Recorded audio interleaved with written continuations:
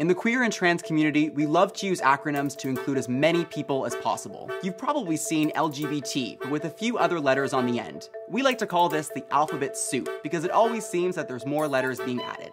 So we wanted to share a few that don't get included as much as they should.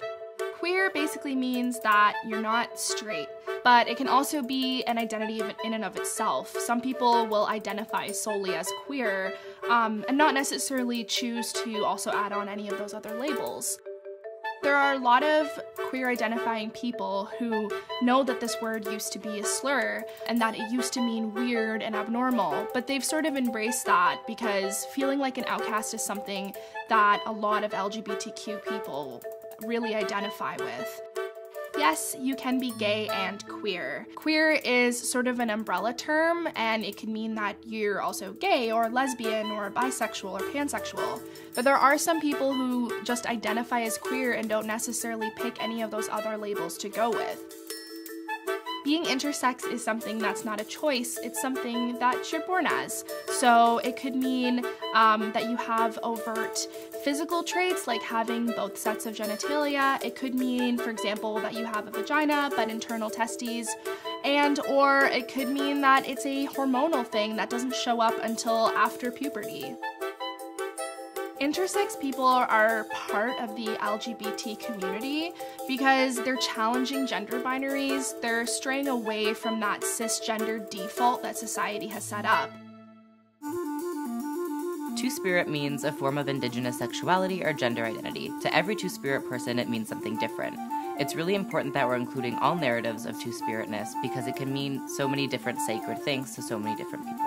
It's really important that only Indigenous people identify as two-spirit because it plays a really traditional role in our societies. It's really important for me to identify as two-spirit because it relates back to my ancestors and that connection to the land, whereas identifying as trans doesn't necessarily have that same ancestral impact. Some letters in the alphabet soup do double duty. A typically stands for ally, but there's a push to include asexual people under the community's umbrella. An asexual person is someone who has little to no sexual attraction to other people. Many asexual people do not want to have sex at all, and others may only have sex with the right partners. Being an ally means supporting your LGBTQ family and friends. It means more than just going out dancing with them or going to the Pride Parade. A great ally stands up for the rights of LGBTQ people everywhere and speaks out when they see discrimination. Just because you have a gay friend or use someone's pronouns correctly doesn't instantly make you the greatest ally ever. Like, let's say you're a straight girl with a bunch of gay guy friends. You always go to the club with them and you love them to bits.